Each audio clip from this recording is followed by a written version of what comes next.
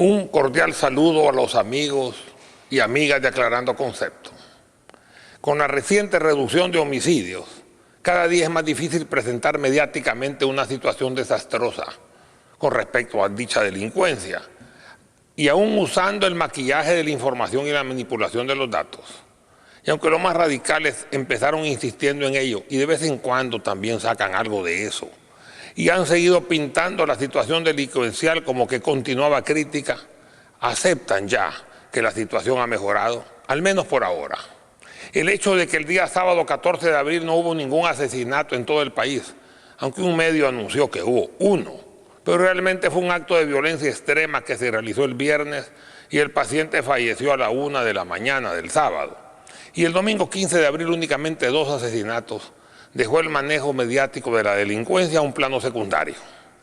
Ahora, en compensación, otras noticias toman su lugar preponderante y dándole siempre un cariz negativo.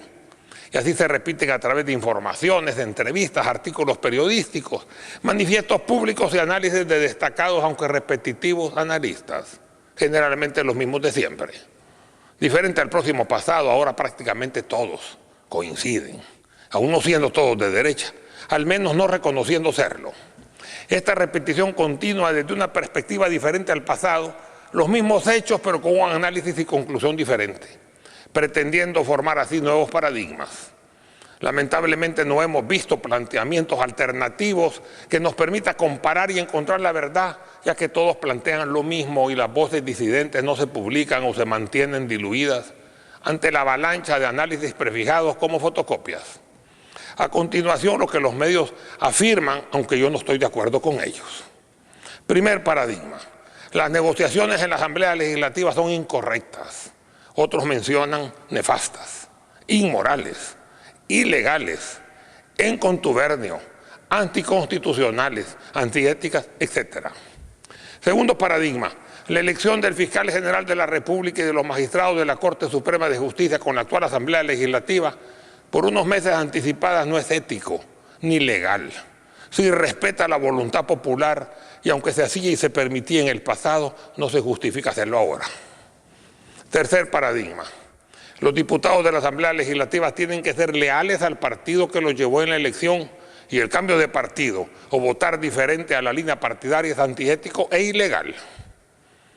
Cuarto paradigma: el endeudamiento para el pago de pensiones y el uso de un porcentaje mayor de la reserva de ellas es incorrecto e ilegal y demuestra un mal manejo de la economía del actual gobierno, como lo demuestra también el hecho de que este gobierno tiene la deuda más alta de la historia de nuestro país. He aquí mi análisis aclarando conceptos. Primero, las negociaciones en la Asamblea Legislativa no son incorrectas ni ilegales, sino todo lo contrario. La negociación en la Asamblea Legislativa es una condición fundamental de toda democracia representativa. Lo que no se permite es anteponer intereses personales o aceptar dádivas o sobornos, pero la negociación se vuelve indispensable y por ello todos los idiomas tienen una palabra para ejemplarizarla. Entre ellos, lobby en inglés, cabildeo en español, etcétera, palabras que nosotros utilizamos. En muchos países el presidente o el primer ministro lo elige el Parlamento. Si se necesitan 56 votos, por ejemplo, para la mayoría calificada, y el partido mayoritario tan solo tiene 35, es lógico que necesite por lo menos 21 votos más. ¿Cómo los consigue? Negociando. A cualquier gobierno le toca a veces negociar los votos con los otros partidos, aunque es más fácil formar mayoría entre un grande con medianos o pequeños que entre dos grandes generalmente antagónicos. Eso es normal en todo el mundo, en Europa, en los Estados Unidos y hasta en Israel, y también en El Salvador. Aceptado sin crítica en nuestro país, cuando se hizo muchas veces en el pasado, y ahora criticado enormemente cuando los agentes tradicionales de la negociación histórica son ahora diferentes. ¿O cómo puede aprobarse un presupuesto nacional si no se tienen los votos respectivos? ¿O cómo puede elegirse a un funcionario de elección secundaria como el fiscal general de la República o la Corte Suprema de Justicia sin los votos suficientes?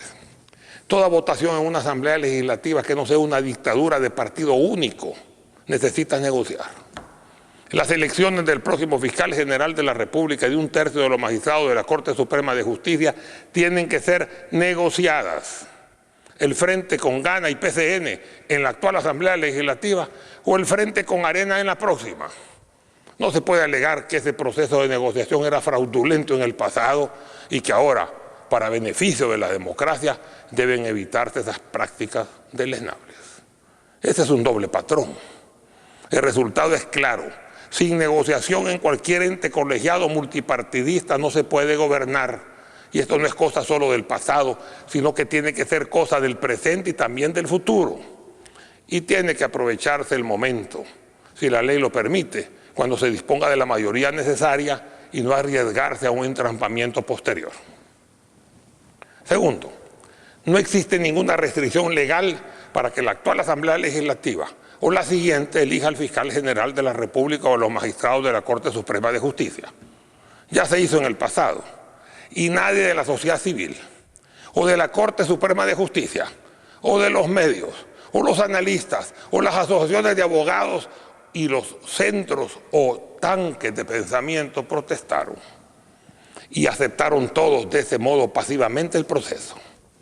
El único que puede ahora reclamar con esa elección en la actual Asamblea es Arena, como en el pasado lo hizo el FMLN, pero como una acción política, al encontrarse cada quien en su momento, marginados en la negociación. Pero la acción no puede prosperar legalmente, ya que el artículo 192 de la Constitución, que determina su elección, no lo restringe. Además, si se logra la mayoría calificada en la actual Asamblea, sería inconveniente desperdiciarla. Sobre todo, que en la nueva Asamblea, Arena y el FMLN necesitarán negociar y la relación actual entre ellos es de desunión y lucha polarizante. Lo más seguro es que la elección se entrampe si se espera la próxima Asamblea Legislativa y tengamos una fiscalía acéfala o manejada por el fiscal adjunto en funciones, aunque no le correspondan, como pasó en la anterior elección. Ahí sí, todos protestaron por la cefalía y también cuando el fiscal adjunto había decidido mantener funcionando la fiscalía con un esfuerzo encomiable, pero aunque sin asidero legal. Aprovechen la oportunidad si se da y elijan ya, si consiguen la mayoría calificada. Ahora bien, eligiéndolo en esta Asamblea o en la otra, no está de más considerar el planteamiento de Arena en su último manifiesto, que los magistrados de la Corte Suprema de Justicia, el fiscal general de la República, el presidente del Tribunal de Ética Gubernamental y demás funcionarios de elección de segundo grado deben reunir las características de capacidad, idoneidad y honorabilidad que sus cargos demandan. Tercero, el hecho de los diputados transfugas o independientes que se ha esgrimido con fuerza últimamente, porque el perjudicado ha sido Arena, ya pasó en el pasado con todos los partidos políticos. Arena logró el pacto de San Andrés y la subida del IVA al 13% con la primera extinción del FMLN. Básicamente los miembros del otrora ERP, que no lograron diputado alguno en la siguiente elección. Al igual que la segunda y la tercera extinción del Frente, los Renovadores y el FDR respectivamente. Con los votos de estos últimos, al escindirse del FMLN, Arena pudo elegir al fiscal Félix Garrizafia. Todas estas elecciones fueron legales y lo único que podría señalarse por el partido dañado es la mala escogitación de los diputados. Y los partidos tienen que considerar únicamente que se equivocaron al medir la lealtad de sus candidatos. Pero decir que es ilegal o inconstitucional carece de fundamento. Por el contrario, obligar a un diputado a mantenerse férreamente en la línea del partido votando con mandato partidario, obligándolos a un castigo multa por su separación voluntaria es lo que raya no solo en la ilegalidad, sino también en la inconstitucionalidad. En efecto, el artículo 125 de la Constitución Política dice claramente: los diputados representan al pueblo entero y no están ligados por ningún mandato imperativo. Los diputados, no importa por qué partido fueron electos, tienen que representar siempre al pueblo entero y no a su partido. Cuarto, en cuanto a las pensiones, la información mediática es sesgada e incompleta. El problema actual es totalmente derivado de la mala planificación de la privatización arbitraria del sistema y del desaparecimiento de los fondos históricos del sistema anterior estatizado. Cada año el gobierno salvadoreño, cualquiera que sea, necesitará endeudarse entre 400 y 500 millones de dólares solo para mantener a flote el deteriorado sistema de pensiones público, SPP.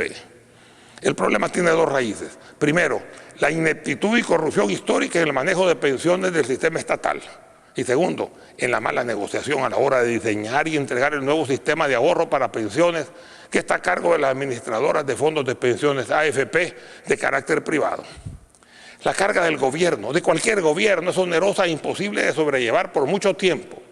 O el sistema colapsa o colapsa el gobierno, o bien se hacen los ajustes del caso. La primera pregunta que debe contestarse es: ¿dónde están esos fondos históricos del sistema antiguo de pensiones? ¿Qué se hicieron? Si desaparecieron, ¿quiénes son los responsables? O como siempre se tratara de otro caso de evidente impunidad, esos fondos, como una pista, eran resguardados en el Seguro Social y entraron en crisis durante el Seguro Social de Majano. Nosotros necesitamos que se aclaren estos conceptos poniéndoles nombres y apellidos. La desaparición de esos fondos no pueden explicarse únicamente por casos de notable incapacidad e ineficiencia. No dudamos que esto existe, pero está ligado definitivamente a una asquerosa corrupción. Ahora bien, si los fondos no se encuentran o no se encontraban y no había voluntad política para dirimir responsabilidades, ¿a quién se le ocurrió privatizar el sistema? Donde se entregaron los activos a las empresas privadas y al gobierno le quedó como siempre el aterrador pasivo sin forma ni sostén para pagarlo. Es elemental que hay básicamente tres formas de pagar una deuda. Uno, a través del efectivo disponible, caja y bancos, ahorro, depósitos, etc.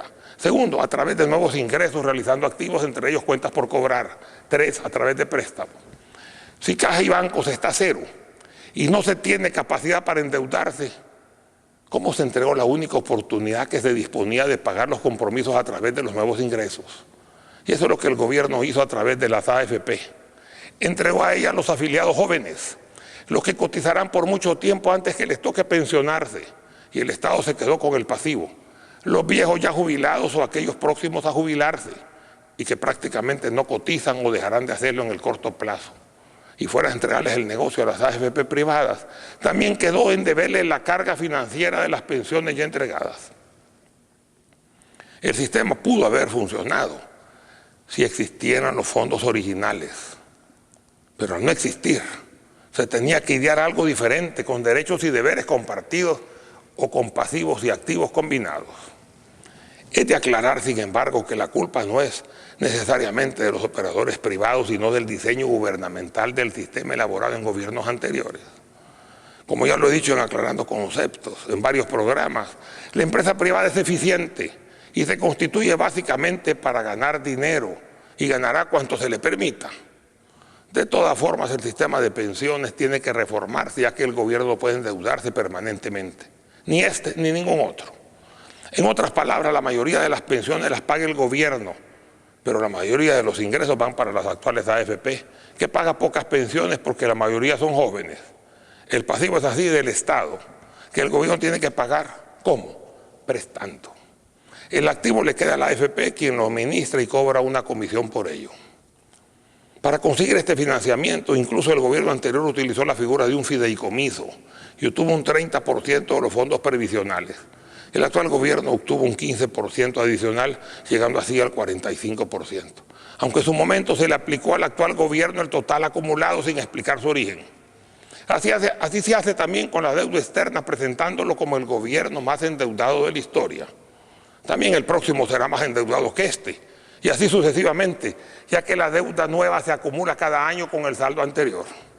Los gastos corrientes del gobierno y sus inversiones podrían ser financieramente equilibrados si no se consideraran además los gastos programados por anteriores gobiernos para ser pagados en este periodo 2009-2014, a saber, mantenimiento del fondo de pensiones, 2.300 millones de dólares en los 5 años, más otra cantidad igual para compromisos dejados por anteriores administraciones, firma de la deuda previsional del gobierno anterior, hospital de maternidad nuevamente contratado y complementar la Diego de Holguín.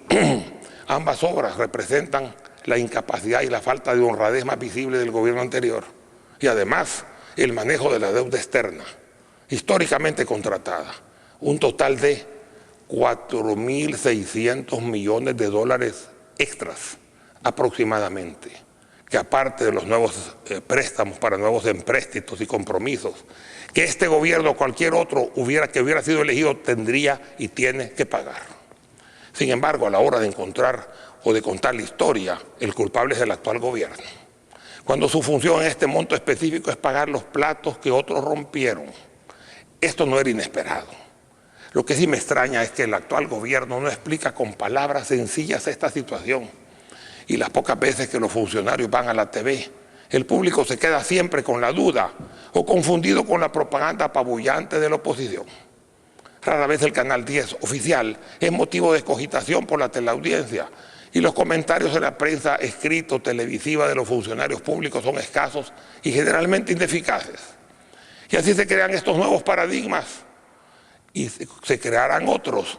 Y se han creado otros también por una campaña siempre bien orquestada de información sesgada e incompleta por un lado y dejadez inexplicable por el otro. Y también se crearán muchos paradigmas nuevos, sobre todo previo a las elecciones del 2014.